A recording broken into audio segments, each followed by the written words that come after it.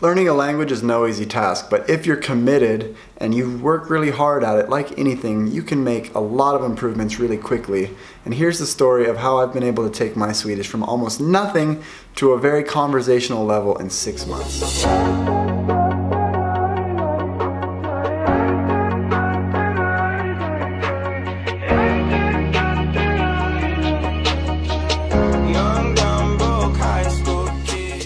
The first tip is to use Duolingo. Now, Duolingo is a mobile phone app that you're not going to get fluent with, but it's a really, really good starting place to learn basic vocabulary and start to familiarize yourself with some of the sentence structures and the words so that when you hear people speaking the language that you want to learn, you can at least pick out words here and there that will give you the context of the conversation. When I first planned on visiting Sweden, I spent about 20 to 30 minutes every day just learning the basics like please, thank you, yes, no, how to count. Really, really simple things. But then after being offered a job in Sweden over the phone before even having visited there, I kicked up my study time on Duolingo to 2 to 3 hours per day. This way I could really boost my vocabulary, and that made a big difference before I finally came for the first time. Another tip before I actually came to Sweden, I wanted to actually hear native speakers speak this language. I had never been to Sweden before, and I was moving to this country, and so my thing was I would watch Swedish vloggers on YouTube. I've always been passionate about watching YouTube videos, and I thought what better way to get a feel for the culture than watch real Swedish citizens vlogging about their day. This was huge. One nice thing about vloggers is I found some girly vloggers. It's kind of embarrassing to say actually they do makeup tutorials and stuff, but a lot of the vlogs they do, what vloggers are great at is they walk around and point to stuff. So they'll be like walking through the grocery store, pointing at the different fruits saying, oh, there's a banana, oh, there's a apfel or jordgubbar or whatever it was. And at that time, I'm starting to make the link between the words that I've been studying on Duolingo and putting it together with hearing the vloggers speak.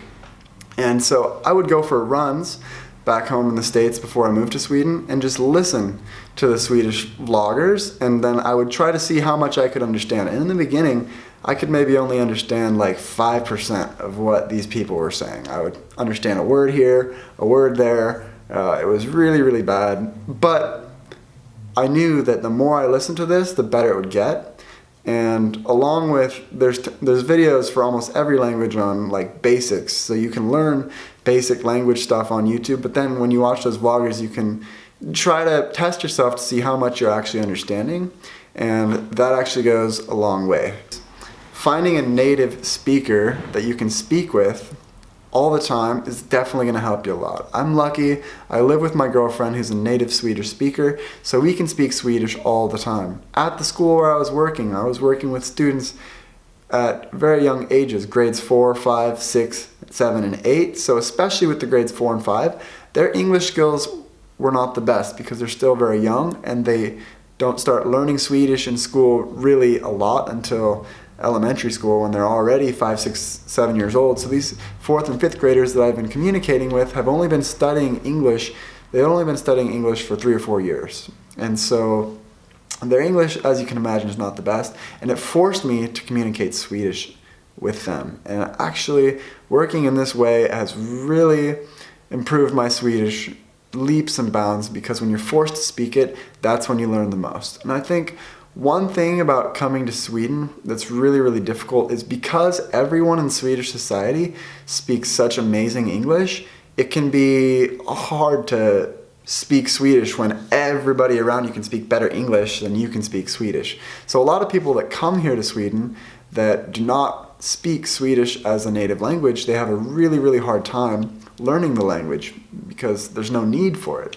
I've got colleagues at work that have been in Sweden for over 10 years and they can function completely well in Swedish society without being fluent in Swedish. One other tip that's helped me is when working at a school, I would hear new words all the time because all of my students are Swedes. They'd be speaking amongst each other. I could pick up more and more and more, and I could see that I was learning more and more from when I started in August till now, over 4 or 5 months, it's I pick up more and more and more. And one tip for that is to use Google Translate. Whenever I find a word that I think might be important, if it keeps coming up, I'll write it down into Google Translate. It'll give me the English word, so I'll know exactly what it is. And then there's a little star button next to that word that you wrote in. You can go ahead and save any entry that you put in Google Translate. So now when I look through my Google Translate, I've got a list of words that I can go back and review. So I've got over 100 to 200 words into Google Translate right now, that either words that I was struggling with that I want to practice, or words that I hear a lot. And so I add them whenever I see a new word, and I can go back and review. And that's another great way to build that vocabulary. A few other tips that can help you: watching TV or movies with subtitles. So here in Sweden, as I said, they've got everything in English with Swedish subtitles. So it can be really helpful if you're watching and you can understand English without even thinking about it. So you watch it, and then I go through and I read the Swedish subtitles at the bottom. That's a great way to build your vocabulary, because you're hearing the words in your native language, but then you can at least read, and so you know what the Swedish equivalent is.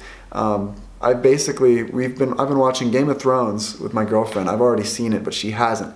And so we just started season 7 last night, and we've been watching this entire show in English with Swedish subtitles. And because I've already seen it, I already know what happens, so I can actually focus more on using this as an opportunity to improve my Swedish. Even though it's a great show and I would watch it regardless, again, I can really hone in on that language. We always use it with the Swedish subtitles just because, even though my girlfriend is basically a fluent English speaker, she lived in America for a year before we met, the Game of Thrones show has some really tough accents, and they use some very almost medieval type of vocabulary, which can be tough for her to understand at times. So using the Swedish subtitles is good for her to fully get it if there's a thing here or there that she misses. And for me, it's just really good because it's a study tool. Last but not least, just be patient when learning a foreign language. It's taken me 6 months, and I still have a long way to go. I'm nowhere near fluent, but it's fun to see the journey of where I started when my girlfriend's parents came and visited America. I remember sitting in a car with them. They were speaking Swedish with each other, and I didn't understand a single word of what was going on. And now, after studying the language for 6 months, I'm pretty confident in when Swedish is being spoken around me. I have a good idea of what's going on. I can follow the conversation relatively well. I still have a ways to go. So those are my tips and my experiences learning a foreign language. Let me know what you think in the comments section below. Give me a like if you got some good ideas from this video, and I'll see you in the next video.